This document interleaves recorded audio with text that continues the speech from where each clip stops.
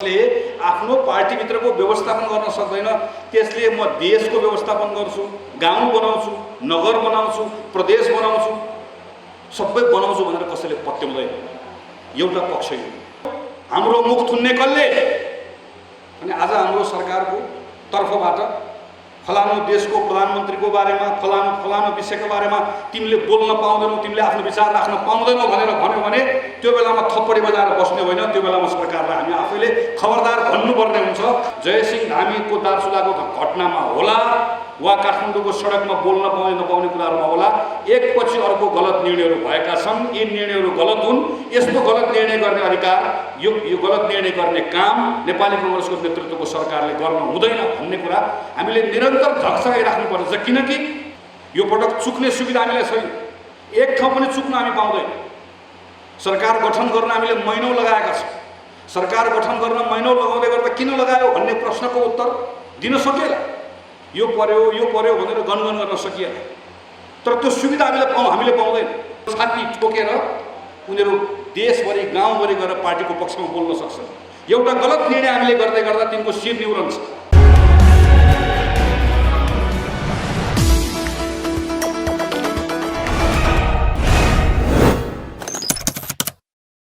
आएर हामीले सभा गरेको ठाउँ कुन चाहिँ हो भनेर सोध्दै गर्दाखेरि मलाई जब उहाँले ठाउँ देखाउनु भयो त्यहाँ केही पनि बाँकी थिएन। खालि म पहिला गरेको सभा, त्यो सभाको कहाँनिर हामीले स्टेज बनाएको त्यो सयौँको सङ्ख्यामा साथीहरू त्यहाँ उभिएको ठाउँ कहाँ होला भनेर त्यसको अनुमान लगाउन सक्ने अवस्थामा मात्र थिए। यत्रो ठुलो पीडा तपाईँहरूको ठाउँले बिहो गरेको छ, तपाईँहरूको गाउँले तपाईँहरूले बिहो गर्नुभएको छ। कतिजनाको त आफ्नै सम्पत्ति क्षति भएको छ। तपाईँहरूको ठाउँको क्षति हुने भनेको त्यहाँको सबै साथीहरूको सामूहिक क्षति, पूर्वाधार नाश भएको छ। कहिले बन्छ थाहा छैन। फेरि त्यो क्षति योभन्दा ठुलो होला कि भन्ने कुराको डर पनि छ। यो सबैको बिचमा पनि पार्टीप्रतिको तपाईँहरूको समर्पण, तपाईँहरूको उत्साह, त्यो सबै कुरालाई बिर्सिएर एउटा पर्व जस्तो नेपाली कांग्रेसको अधिवेशनमा सम्मिलित हुन जुन खालको एउटा अठोट व्यग्रता तपाईँहरूले देखाउनु भएको छ, म सबैभन्दा पहिला तपाईँहरूको यो पार्टीप्रतिको समर्पणप्रति हार्दिक सम्मान प्रकट गर्न चाहन्छु। तपाईँहरू प्रत्येक मेरो लागि सम्माननीय हुनुहुन्छ, स्तुतीय हुनुहुन्छ। नेपाली कांग्रेसको अधिवेशन भाद्र 18 गते सुरु भयो। यो बेलामा 18 गते वडाको अधिवेशनहरू सम्पन्न भइसक्नु पर्यो। अहिले विकास दाइले फेसबुकको स्ट्याटसमा लेखेर कम्तीमा केही दिन भए पनि सुत्ने मौका पाएँ भनेर भन्नुभयो। तर 23 गतेपछि के लेख्ने विकास दाइलाई पनि थाहा छैन। किनकि 23 गते आउँछ कि आउँदैन हामी कसैलाई पनि थाहा छैन। 24 गते आउला, 25 गते आउला, अधिवेशन सम्पन्न पनि गरौँला। तर यो सबैले हाम्रो अगाडि एउटा प्रश्न लिएर आएको छ। नेपाली कांग्रेसको विधानले के भन्छ? पार्टीको कोही पनि नयाँ सदस्य आउँछ भने उसलाई सदस्यता देऊ भन्छ, जसलाई हामी साधारण सदस्य भनेर भन्छौँ र नेपाली कांग्रेसको सदस्य भन्छौँ। त्यो सदस्यहरूमध्ये इच्छा भएको र केही मापदण्डहरू पुरा गरिसकेपछि उसलाई पार्टीको सक्रिय सदस्य हुने इच्छा छ भने सक्रिय सदस्य वा क्रियाशील सदस्य बनाऊ भनेर भन्छ। तर कहिलेसम्म बनाउन पाउँछौ भन्छ भने अधिवेशन सम्पन्न भएको 3 वर्षसम्म लगातार तिमी नयाँ सदस्य बनाउँदै जाऊ, क्रियाशील सदस्य बनाउँदै जाऊ। 4थो वर्ष अधिवेशन लागेपछि भने तिमीले यसलाई बन्द गर्नुपर्छ भन्छ। हाम्रो विधानले यही भन्छ। 4थो वर्षमा यो काम गर्न पाइँदैन भनेर भन्छ। तपाईँहरूमध्ये थुप्रै नयाँ क्रियाशील सदस्यता प्राप्त गर्नुभएको साथी हुनुहुन्छ। तपाईँहरूले फारम भर्नुभएको छ, क्रियाशील सदस्यको सूचीमा तपाईँको नाम आउँछ कि आउँदैन तपाईँलाई पनि थाहा छैन, मलाई पनि थाहा छैन। हाम्रो विधानले यस्तो गर्न मान्दैन, दिँदैन। तपाईँले कतै भरेर पठाउने, कसैले तपाईँलाई देला कि नदेला भनेर तपाईँलाई कुर्नुपर्ने अवस्थाको उसले कल्पनै गरेको छैन। तर हामी के गर्छौँ? 3 वर्ष हामी काम गर्दै गर्दै हामी 4थो वर्ष मात्रै काम गर्छौँ। यो सिन्धुपाल्चोकको तपाईँको क्षेत्रको कुरा होइन, सिङ्गो देशभरि यही र यो गल्ती कसले गर्छ? तलको साथीलाई दोष दिएर केही पनि अर्थ छैन। यो गल्ती हामी गर्छौँ, टुप्पोमा हुनेले गर्छ। पार्टी सभापतिले गर्नुहुन्छ, मैले गर्छु, केन्द्रीय समितिले गर्छ। 3 वर्ष हामी यो काम गर्दैनौँ र म फेरि अहिलेको पार्टी सभापतिलाई मात्र भन्दिनँ, योभन्दा पहिला पनि हामीले यही गर्यौँ। पार्टीको विधानले जे भन्यो त्यो गरेर 4 वर्षभित्र अधिवेशन गर भनेर भन्छ हाम्रो विधानले। हामी कहिले पनि गर्दैन। आपतकालीन अवस्थामा दिएको 1 वर्षको प्रयोग गर्छौँ। यो पटक त आपतकालीन अवस्थाको प्रयोग गरेर नभ्याएर संविधानले दिएको आपतकालीन अवस्था पनि सकिएर हामी यसो कहीँ टेकेर बल्ल बल्ल पार्टीको वैधानिकता संवैधानिकताको सङ्कटलाई जोगाउने अवस्थामा छौँ। पर्सि 23 गतेपछि सर्वोच्च अदालतमा कसैले काङ्ग्रेसको संवैधानिकतामाथि वैधानिकतामाथि प्रश्न लिएर गयो भने अचम्म नमाने हुन्छ। हामी हाम्रो प्रतिरक्षा गर्न सामर्थ्य राख्छौँ, तर यो भन्ने नहुँदै गर्दा हामीले समीक्षा पनि गर्ने गर्छौँ। 4 वर्षभित्र अधिवेशन किन नगरेको? हाम्रो पार्टी अहिले के गरिरहेको छौँ? हामी माननीय रमेश लेखकको संयोजकत्वमा एउटा समिति बनाएर को क्रियाशील हो को क्रियाशील होइन भनेर छानबिन गरिरहेका छौँ। हाम्रो विधानले के भन्छ? हाम्रो विधानले यस्तो छानबिन गर्ने अख्तियारी र जिम्मेवारी पार्टीको सभापति र महामन्त्रीलाई दिएको छ। यस्तो समिति बनाउने उसले कल्पनै गर्दैन, हामी बनाइदिन्छौँ। योभन्दा अघिल्लो पटक पनि बनायौँ। सदेश सभापतिजीको घरमा पार्टीको पदाधिकारी र पूर्व पदाधिकारीको बैठक बस्छ। अहिले पनि बसिरहेको छ। अहिले प्रकाश दाइ त्यही बैठकमा जानुभयो। मलाई चाहिँ अहिले पूर्णबहादुर खड्का महामन्त्रीजीले पार्टीको अर्को एउटा काममा बोलाउनु भएकोले मैले जान हतार गरेँ, तर प्रकाश दाइ त्यही बैठकमा जानुभयो। बैठक कहाँ हुन्छ? बैठक शेरबहादुर दाइको घरमा हुन्छ। हाम्रो पार्टीको विधानले त्यो पदाधिकारी पूर्व पदाधिकारी भन्नेलाई चिन्दै नचिनेको बैठकमा चिन्दै नचिनेको समितिले गर्नै नहुने क्रियाशीलको काम गरिरहेको छ र हामी गएको छौँ, महिनौदेखि गरिरहेका छौँ। यो फेरि एकजना कसैको दोष होइन, मैले भने हामी सबैको दोष हो। किनकि वर्षौँदेखि हामीलाई बानी लागेको छ, पार्टीको विधान उल्लङ्घन गर्ने बानी लागेको छ। हामी देशमा चाहिँ कानुनको शासन खोज्छौँ, संविधानको शासन भन्छौँ, तर पार्टीभित्र के गर्छौँ? पार्टीभित्र विधिको शासनको पक्षमा हामी उभिँदैनौँ, विधानको शासनको पक्षमा उभिँदैनौँ। हामी सबै कहीँ न कहीँ उसँग जोडियो। हाम्रो विधानले यति धेरै कुरा भन्छ, तपाईँको पार्टीको बैठक कति दिनमा राख्नुपर्छ भन्ने कुरादेखि लिएर एउटा क्रियाशील सदस्यले के गर्नुपर्छ सबै कुरा भन्छ। हामी विधान मान्दैनौँ। त्यसैले आज यो अधिवेशनको सङ्घारमा सिन्धुपाल्चोक जिल्ला जसले अझ बढी दुःख पाएको छ, विधानको उल्लङ्घनको कारणले गर्दा अझ बढी दुःख पाएको छ। सिन्धुपाल्चोकको साथीहरू अझै बढी पीडित हुनुभएको छ। तपाईँहरूको त मलाई यहाँ क्षेत्रीय सभापति हुनुहुन्छ, पार्टी सभापति हुनुहुन्छ, अब आदरणीय नेताहरू हुनुहुन्छ।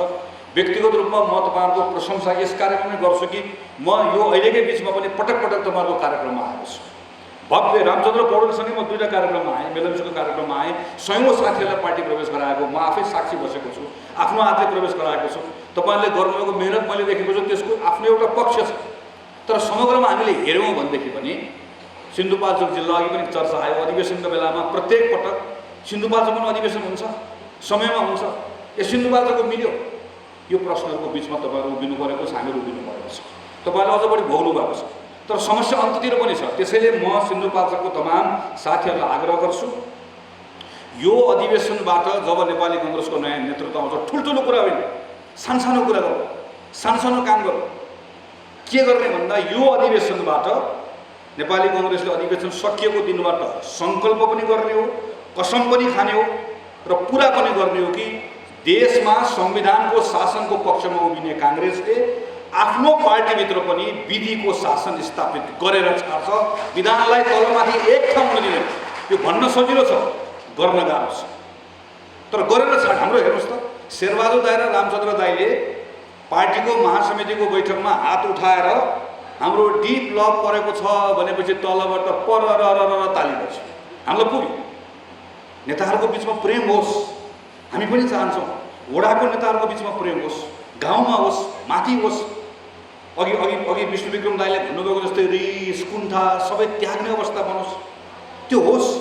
नेताहरूले न्याय गर्ने अवस्था होस्। नेता भनेको जसको आत्मनिर्णय गर्ने अधिकार छ। यहाँ विकास लामा पनि नेता हो, यहाँ हाम्रो आइतो मान्छे पनि नेता हो। हाम्रो हातमा जसको हातमा जसले जिम्मेवारी पाएको छ उसले न्याय गरोस्। तर यो सबै कुरा गर्दै गर्दा के बिर्सनुहुन्न भने नेपाली काङ्ग्रेस भनेको 10 लाख सदस्य भएको, त्यो पनि क्रियाशील, 20 लाख पार्टीको साधारण सदस्य भएको, 40 लाख समर्थक शुभेच्छुक भएको, सयौँको सङ्ख्यामा जनप्रतिनिधि भएको, माथि प्रधानमन्त्रीदेखि लिएर प्रदेशसम्म जताततैको सरकारको जिम्मेवारी लिएको यत्रो ठुलो पार्टी विधानको अक्षर पालना गर्ने गरिकन चलेन भने यो पार्टीले आफ्नो थिति बसाल्न सक्दैन। अहिले हामीले पाएको धेरै दुःखको कारण यही धेरै दुःखको कारण यही पार्टीलाई अक्षर विधानको आधारमा मात्र चलाउन सक्यो भने हाम्रो धेरै समस्याको हल हुन्छ। त्यसैले मैले महामन्त्रीको उम्मेदवार बन्दै गर्दाखेरि तपाईँले तैँले महामन्त्री बनेपछि के गर्छस् भनिरहँदै गर्दा म पछि अर्को सन्दर्भमा कुरा गरौँला। त्यो सन्दर्भ ल्याउन खोजेको होइन, खालि एउटा सन्दर्भ मात्र सम्झेँ। मैले के साथीहरूलाई के भने, मैले नेपाली काङ्ग्रेसको महामन्त्री भएर यो पार्टी कार्यालयमा प्रवेश गर्दै गर्दा मैले खाने कसम भनेको 4 वर्षभित्र पार्टीको अधिवेशन गराएर छाड्छु र कुनै पनि बेलामा काङ्ग्रेसको साथी पार्टी कार्यालयमा गएर अनसन बस्ने स्थिति आउन दिन्न। यति मात्र गर्न सक्यो भने पनि काम, यति मात्रै गर्न सक्यो भने आधाभन्दा बढी समस्याको हल। सानसानो कामहरूलाई ठिक गर्नुपर्ने अवस्था छ। हाम्रो पार्टीभित्रको व्यवस्थापन हामीले गर्न सकेनौँ भने, जसले आफ्नो पार्टीभित्रको व्यवस्थापन गर्न सक्दैन त्यसले म देशको व्यवस्थापन गर्छु, गाउँ बनाउँछु, नगर बनाउँछु, प्रदेश बनाउँछु, सबै बनाउँछु भनेर कसैले पत्याउँदैन। एउटा पक्ष यो। तर अधिवेशनसँग जोडेको अर्को पक्ष पनि छ जसको बारेमा आज तपाईँहरूले विषयमा उठाउनु भएको छ। 2006 सालमा जतिखेर नेपाली काङ्ग्रेस पार्टी 2टा पार्टी मिलेर बन्यो, 6 सालमा नेपाली काङ्ग्रेस पार्टी बन्दै गर्दाखेरि त्यो बेलामा कोही साथीहरू भारतमा हुनुहुन्थ्यो, कोही साथीहरू नेपालभित्र हुनुहुन्थ्यो, कुन उमेरको साथीहरू हुनुहुन्थ्यो, 18 वर्ष, 20 वर्ष, 22 वर्ष। हाम्रो पार्टीको संस्थापक नेताहरू कुन उमेरको हुनुहुन्थ्यो, 30 वर्ष, 32 वर्ष। 2006 सालमा पार्टी बन्दै गर्दाखेरि त्यो बेलाको आन्दोलन 7 सालमा गर्न सफल हुन्छ भन्ने थियो कसैलाई? थिएन।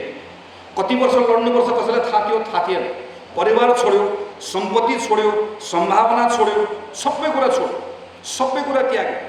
यत्रो पार्टी कार्यालय थियो, के पनि थिएन। पार्टीको अवस्था कस्तो थियो? 2टा पार्टी मिलेर सुवर्ण शमशेर र बिपी कोइरालाले बसेर पार्टी नयाँ बनाइसकेपछि नाम नेपाली काङ्ग्रेस राखिसके पछाडि जब झन्डाको चयन गर्दै गर्दा अहिलेको 4 तारे झन्डा होइन, अर्को झन्डा तय गरेको। तर यो 4 तारे झन्डा किन प्रयोगमा लिएर आएको भने यो झन्डा छापिसकेको थियो। अर्को झन्डा छाप्न पैसा नभएकोले यो झन्डा खेर जान्छ भनेर 4 तारे झन्डा प्रयोगमा ल्याएको। पैसा पनि थिएन। अहिले विकास दाइले हाम्रो अधिवेशनमा लाग्ने खर्चको कुरा गर्नु, हामीसँग पैसा पनि थिएन, पार्टीको कुनै जिल्ला कमिटी पनि थिएन।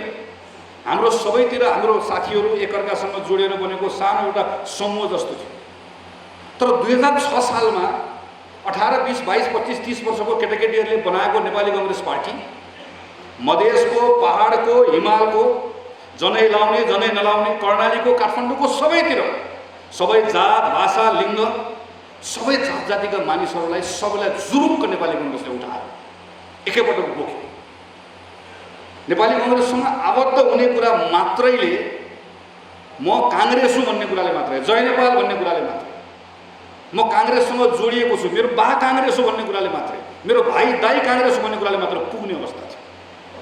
2006 सालमा जतिखेर प्रधानमन्त्री को बन्ला, मन्त्री बन्न पाइएला, सांसद बन्न पाइएला, गाउँपालिका पाइएला, वडा पाइएला, के पनि थिएन। अहिले हामी पर्सि अधिवेशनमा जान्छौँ, अधिवेशनमा प्रतिस्पर्धा गर्छौँ, म यो जिम्मेवारी लिन्छु, त्यो जिम्मेवारी लिन्छु। त्यो बेलामा पनि प्रतिस्पर्धा थियो। तर त्यो बेलाको प्रतिस्पर्धा को पहिला मैदानमा जाने, गोली कसैले हान्यो भने छाती कसले पहिला थाप्ने भन्ने प्रतिस्पर्धा छ। त्यो बाटोबाट आएको काङ्ग्रेस हो।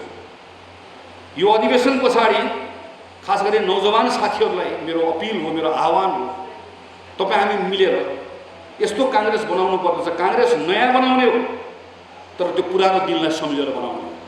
2006 सालको जस्तो काङ्ग्रेस बनाउने हो जतिखेर एउटा युवक, एउटा नौजवान काङ्ग्रेस हो भन्ने कुराले मात्र पुगोस् न, त्यतिले सकियोस्। एउटा बेला थियो पूर्वको लिम्बुवानमा पहिलोपटक जनै लाउने र जनै नलाउनेले एउटै मेसमा बसेर खाना खाए। मध्य पहाडमा गएर जनै लाउने पण्डितले, ब्राह्मणले पनि हलो बोकेर खेत जोत्न गए। तमसुक जाति हो सुदूरपश्चिममा, जिसका जोत उसका पोत नारा लाग्यो मधेसमा।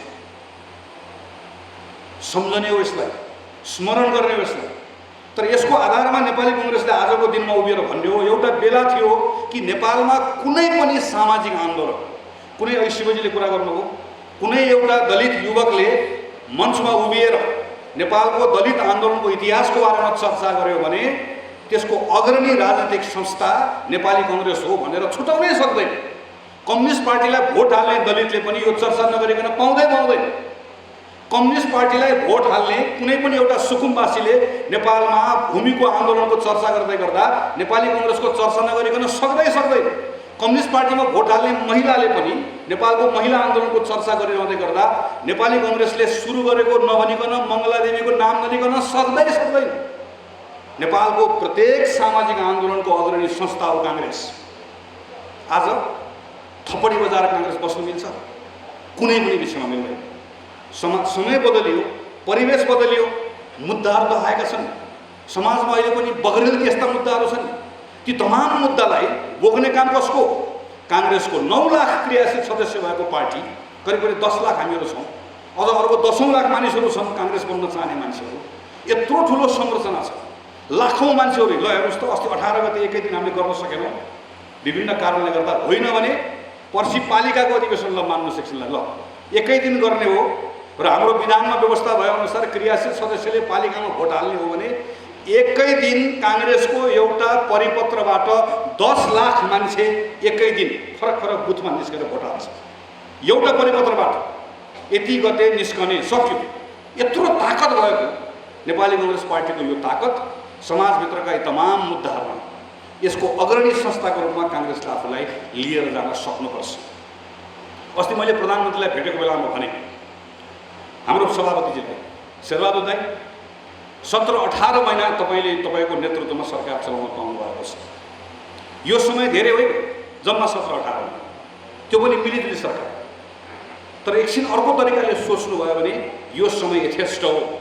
जननायक बीपी कोइराला, जसको नेतृत्वमा नेपाली कांग्रेसले पहिलोपटक जननिर्वाचित सरकार बनायो 2015 सालमा, कति महिनाको सरकार थियो?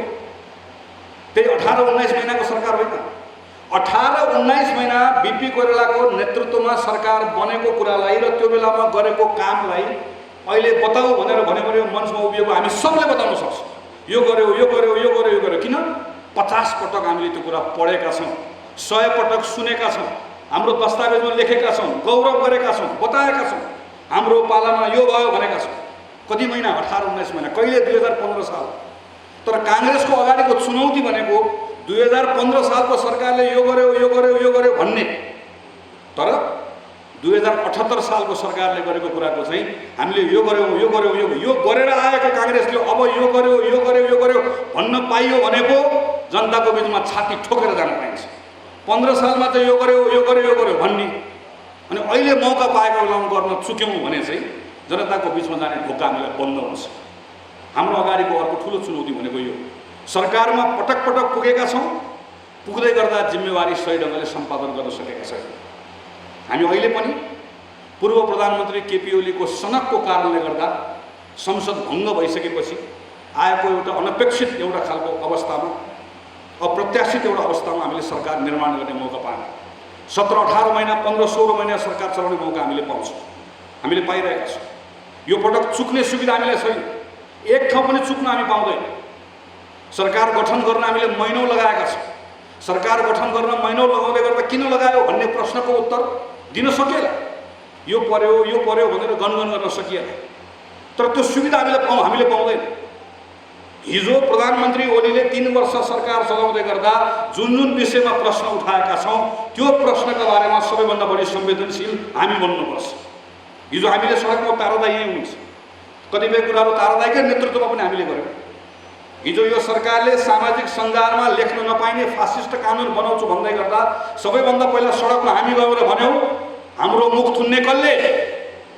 अनि आज हाम्रो सरकारको तर्फबाट फलानु देशको प्रधानमन्त्रीको बारेमा, फलानु विषयको बारेमा तिमीले बोल्न पाउँदैनौ, तिमीले आफ्नो विचार राख्न पाउँदैनौ भनेर भन्यो भने त्यो बेलामा थप्पडी बजाएर बस्ने होइन। त्यो बेलामा सरकारलाई हामी आफैले खबरदार भन्नुपर्ने हुन्छ। किनकि भोलि हामीले उज्यालो कांग्रेस, दाग नलागेको कांग्रेस बोकेर जनताको बिचमा लिएर जानुपर्नेछ। आजको हाम्रो अगाडिको चुनौती यो पनि हामीले यो बेलामा हो।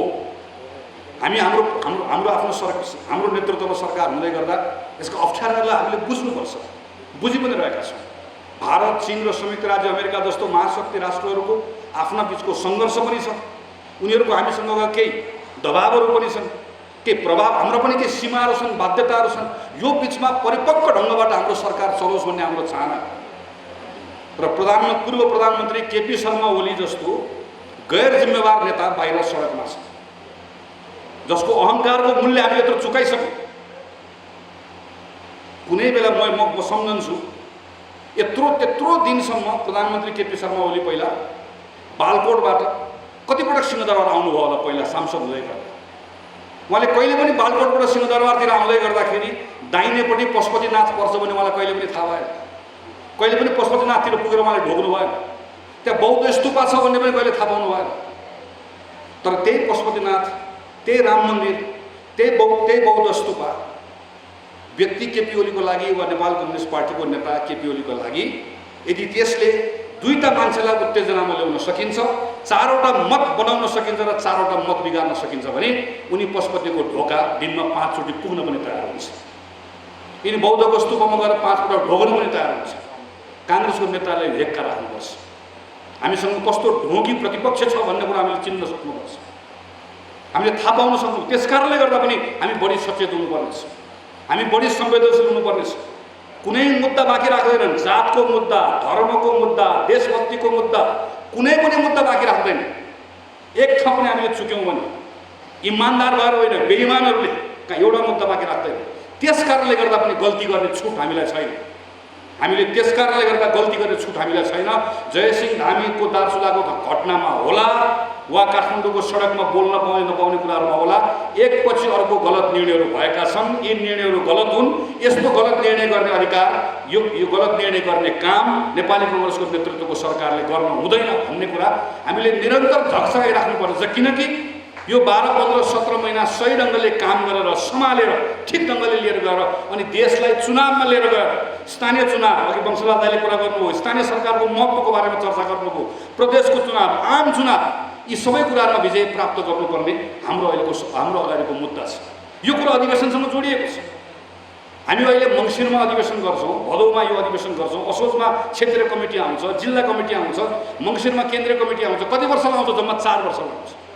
4 वर्ष नेपालमा के हुन्छ? पहिलो वर्ष गठबन्धन सरकार चलेको हुन्छ। गठबन्धन सरकारले अघि मैले भनेको यही विषय र प्रसङ्गको सेरोफेरोमा काम गर्छ। हामीले राम्रोसँग काम गरेर पहिलो वर्ष बिताउनुपर्छ। अर्को वर्षको वैशाखमा त स्थानीय चुनाव आइसक्यो। अब वर्षको वैशाख र जेठमा चुनाव आयो। वैशाख र जेठमा स्थानीय चुनाव भएपछि मङ्सिरमा प्रदेशको चुनाव र आम चुनाव हुन्छ। त्यो प्रदेशको चुनाव र आम चुनाव काङ्ग्रेसको बुई पनि काङ्ग्रेसले कसैलाई चढ्न दिँदैन। काङ्ग्रेस पनि कसैको हात लाग्दैन। आफ्नो ताकत र बलमा देशभरि आफ्नो ताकत र बलमा नेपाली काङ्ग्रेसले शानदार ढङ्गले, ठुलो पार्टी होइन, एकल आफ्नो बहुमतको आधारमा म सरकार केन्द्रमा पनि बनाउँछु, म प्रदेशमा पनि बनाउँछु, स्थानीय सरकार पनि जित्छु भन्ने आत्मविश्वास पनि काङ्ग्रेसले राख्नुपर्छ। सङ्गठन पनि बनाउनुपर्छ, जनताको भरोसा पनि जित्नुपर्छ। यो काम कहिले गर्ने हो?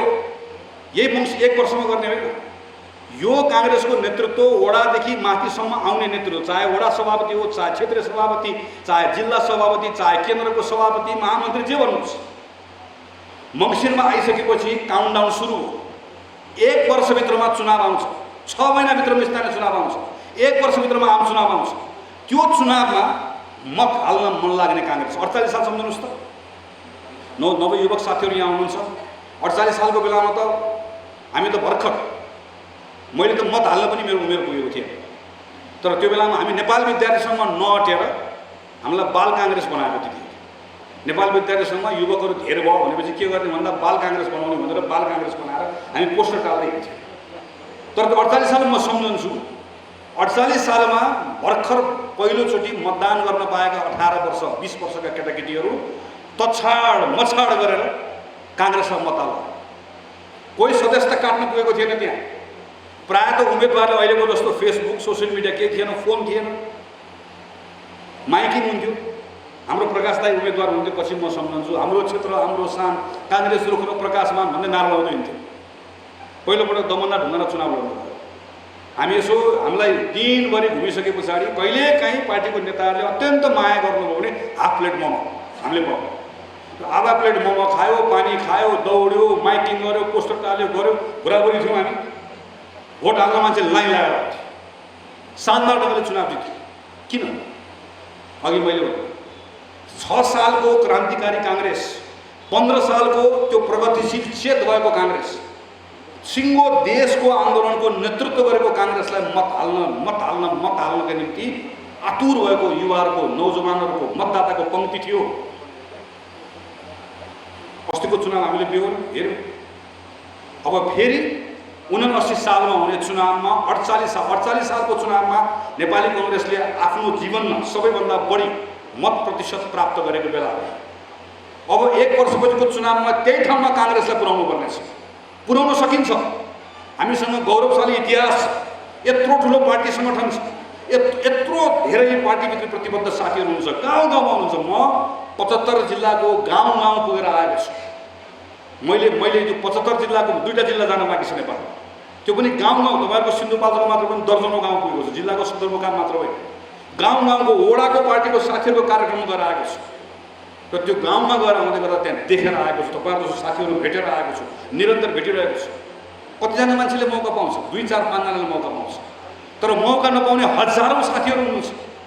अहिले तपाईँहरू म यहाँ कुराकानी गर्दै गर्दा दूरदराजको गाउँमा कोही मान्छे कुन गाउँमा यो बेलामा नेपाली कांग्रेसको पक्षमा कहीँ काम गरिरहेको होला, कहीँ बोलिरहेको छ। 2 जना मान्छेको पक्षमा वकालत गरिरहेको छ। त्यो मान्छेहरूले बचाएको पार्टी होइन। ती सबै मानिसहरूप्रति न्याय गर्नुपर्नेछ। ती प्रत्येक मानिसहरू एउटा सही निर्णय गर्दै गर्दा तिनीहरू छाती ठोकेर उनीहरू देशभरि गाउँभरि गएर पार्टीको पक्षमा बोल्न सक्छन्। एउटा गलत निर्णय हामीले गर्दै गर्दा तिनको शिर निउरन्छ। उनीहरू पार्टीमा लागेको आफ्नो भान्सा चलोस् राम्रोसँग भनेर होइन। तपाईहरु पनि होइन, कोही पनि होइन। पार्टीमा कोही एउटा मान्छे लागेको मेरो पार्टीप्रतिको मेरो समर्पणले पार्टीलाई बलियो बनाउँछ। पार्टी बलियो हुँदै गर्दा यो देश र देशवासीको पक्षमा काम गर्छ भनेर पनि त्यो काम गर्ने ठाउँमा पुर्याउनु पर्नेछ। नेपाली कांग्रेससँग यत्रो ठुलो विश्वास जोडिएको छ। त्यसैले यो महाधिवेशनमा नेतृत्वको हामीले जुन चर्चा गरिरहेका छौँ, नेतृत्व भनेको कुनै एउटा 2टा व्यक्तिको कुरा मात्र होइन। वडादेखि माथिसम्म, गाउँ माथिदेखि तलसम्म सबतिर म तपाईँ आम साथीहरूलाई आह्वान गर्न चाहन्छु। नेपाली कांग्रेसको इतिहासमा एउटा महत्त्वपूर्ण समय अहिले आएको छ। यत्रो लामो सङ्घर्ष पछाडि हामीले संविधान बनायौँ। सङ्घीय लोकतान्त्रिक गणतन्त्रात्मक संविधान छ। समावेशी लोकतन्त्र हाम्रै पहलमा आएको छ। यो सबलाई बलियो बनाउनु पर्छ। यसको कुनै विकल्प छैन। यसलाई बलियो बनाएर जाने, यसलाई बलियो बनाउन सक्ने कांग्रेस हामीलाई चाहिएको छ। त्यसैले म आदरणीय साथीहरूलाई आग्रह गर्न चाहन्छु, केही दिनमा अहिलेको अप्ठ्यारोहरूको बिचमा पनि हामीहरू अधिवेशन अगाडि बढाउँछौँ। अघि पनि चर्चा भयो, वडा अधिवेशन छ। मेरो तपाईहरुलाई अनुरोध छ, वडा अधिवेशनमा सम्भव भएसम्म तपाईहरुले समझदारी कायम गरिदिनु होला। सम्भव भएसम्म तपाईहरुको पालिकामा पनि समझदारी कायम गरिदिनु होला। किन? वैशाखमा चुनाव छ। वैशाखको चुनावमा सँगसँगै एउटाले चारतारे झण्डा, एउटाले रुखको झण्डा बोकेर हिँड्नु पर्ने छ। आइसक्यो चुनाव। मङ्सिरको अधिवेशन चैत कति छ? पुष, माघ, फागुन, चैत, वैशाख 5 महिना 6 महिनामा चुनाव छ। अधिवेशन सकिएको 5 महिनामा चुनाव हुन्छ। 3 महिनापछि त टिकट बाँड्नुपर्छ, भोट माग्न जानुपर्छ। प्रतिस्पर्धा गर्ने हो हाम्रो आफ्नै बिचमा। तर प्रतिस्पर्धा गर्दै गर्दा यति पर पनि नपुगौँ कि सँगसँगै आउन गाह्रो होस्। त्यसकारणले गर्दा म आग्रह गर्छु कि तपाईहरुको बिचमा सम्भव भएसम्म समझदारी गरिदिनुहोस्। जहाँ सम्भव हुन्छ त्यहाँ समझदारी गरिदिनुहोस्। समझदारी भइसके पछाडि क्षेत्रीय ठाउँमा, क्षेत्रको अधिवेशनमा आएर, जिल्लाको अधिवेशनमा आएर, केन्द्रमा आएर, प्रदेशमा आएर त्यहाँ प्रतिस्पर्धा हुन्छ। तपाईहरुले विवेक पुर्याउनुहुन्छ, तपाईहरुले न्याय गर्नुहुन्छ। 5 वर्ष 4 वर्षसम्म तपाईले तपाईको जिम्मा दिएर पठाउने कसलाई हो? कुन साथी वडामा गयो भने, कुन साथी क्षेत्रमा गयो भने, कुन साथी जिल्लामा गयो भने, कुन साथी केन्द्रमा गयो भने यसले न्याय गर्न सक्ला? अघि मैले जुन पार्टीको अहिलेको चुनौतीको बारेमा चर्चा गरेँ, त्यो चुनौतीहरूलाई पुरा गर्ने कांग्रेस बनाउन सक्ला भन्ने निर्णय गर्ने तपाईसँग भन्दा हैसियत कोसँग छ? तपाईले त्यो निर्णय गरिहाल्नुहुन्छ। म त तपाईले प्रयोग गर्नुहुन्छ, त्यहाँ गर्नुहोस्। तर मेरो आग्रह गर्नुभएको छ, म तपाईहरुप्रति एकदम कृतज्ञ छु। तपाईहरु सबैको माया रह्यो भने मैले पाउला, अरू कसै साथीले पाउँदैन। तर जो आयो भने उसले अलिकति मद्दत गर्ने। सिन्धुपाल्चोक 2 नम्बर क्षेत्रमा झण्डा कांग्रेसको गाड्ने हो भने त्यसको लागि 2% माथिको मान्छेले काम गर्न सक्ला। 98% काम तपाईहरुले नै गर्नुपर्छ। तपाईहरुकै ताकत र बलमा मात्रै हुन्छ। तर यो अधिवेशनमा हामीले तपाईले कसम खानै पर्छ, सिन्धुपाल्चोक 2 नम्बरमा यो पटक शेरबहादुरजीलाई बिदा गर्ने हो। कांग्रेसको झण्डा गाड्ने हो। चारतारे झण्डा गाड्ने हो। धेरै पर छैन, 1 वर्ष मात्रै हो। 1 वर्षपछि चुनाव छ। प्रत्येक साथीको दिमागमा चुनाव अहिलेदेखि लाग्नुपर्छ। अधिवेशन लाग्यो, उताको चुनाव लागेन भने घाटा हुन्छ। अधिवेशन सँगसँगै आम चुनाव पनि, स्थानीय चुनाव पनि सँगसँगै दिमागमा राखेर हामीले हिँड्यौँ, मनमा त्यो अठोट लिएर हिँड्यौँ भने त्यो सफलता हामीलाई छिटो प्राप्त हुन्छ। यो तर्फ पनि साथीहरूको ध्यान जाओस्। यही शुभकामना व्यक्त गर्दै मेरो आफ्नो कुरा टुङ्ग्याउँछु। धन्यवाद, नमस्कार, जय नेपाल।